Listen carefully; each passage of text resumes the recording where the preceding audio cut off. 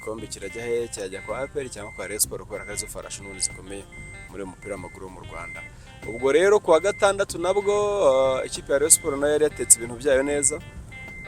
AS Kigali nayo yikoze mu mitana rwose igerageza kwishyura kandi birayikundira, itsinda igitego cyayo cya mbere yishyura, ariko Byiringiro Gilbert Kagege niwe witsinze, yitsinda igitego kimwe kuri kimwe. Thousand Hills Empire.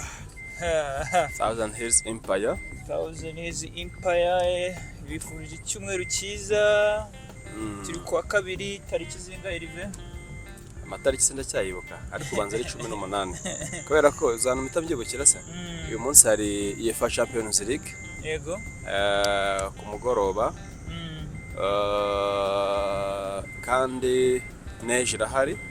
Ubwo rero naha amatariki mitanyibukira ko bitanibuka ko bakinnye ari tariki 11 na 12 kandi leta igomba kuba nyuma y'iminsi mike, nicyo mitanigenderaho.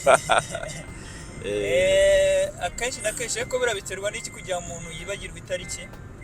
Ubundi kugira umuntu yibagirwa itariki yadahemberwa ku mushahara, adahemberwa ukwezi akunze kwibagirwa itariki, kubera ko abo ukwezi impamvu badapfa kwibagirwa itariki nuko abarimo barata agashahara karaza ejo cyangwa ejo bundi.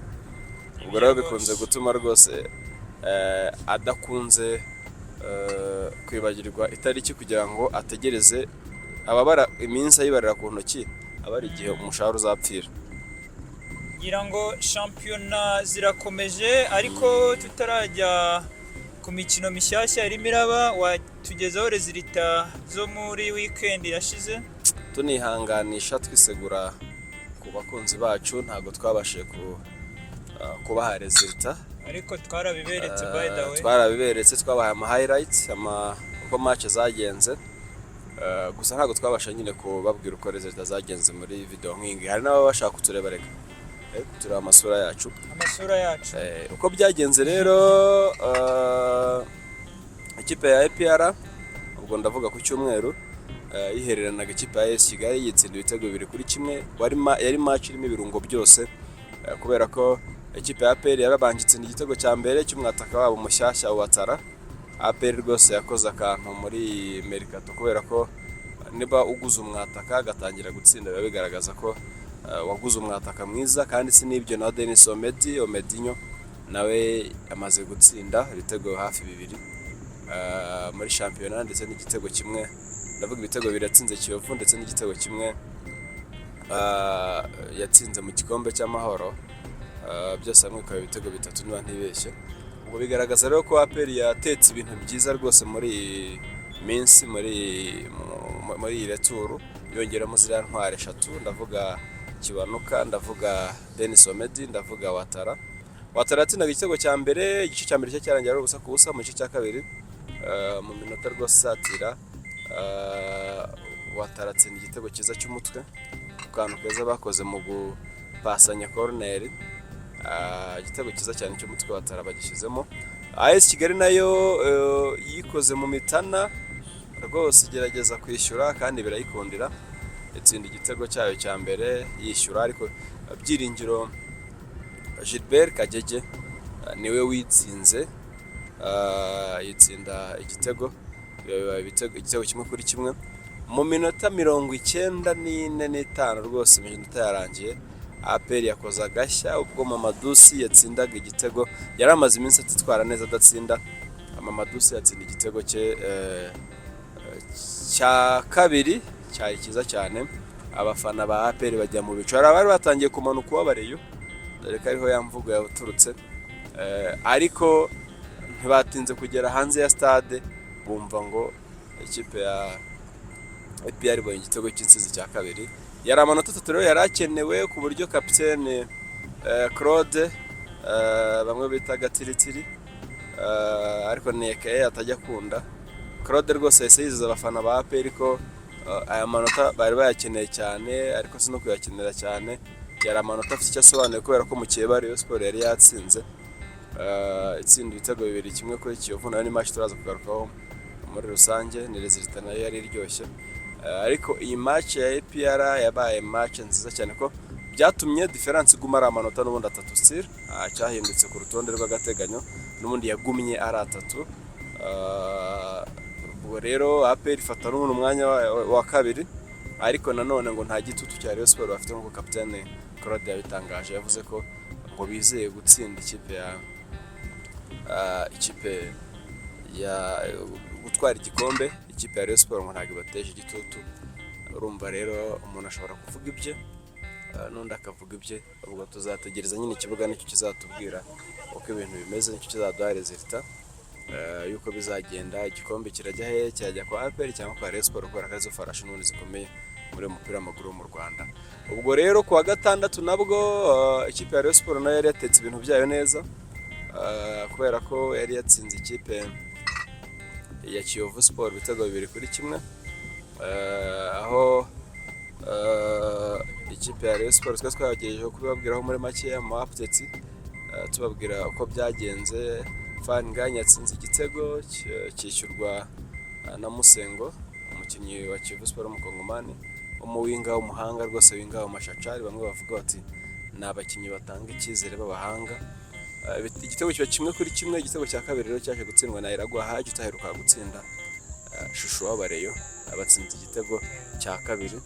Ibitego bibaye 2-1.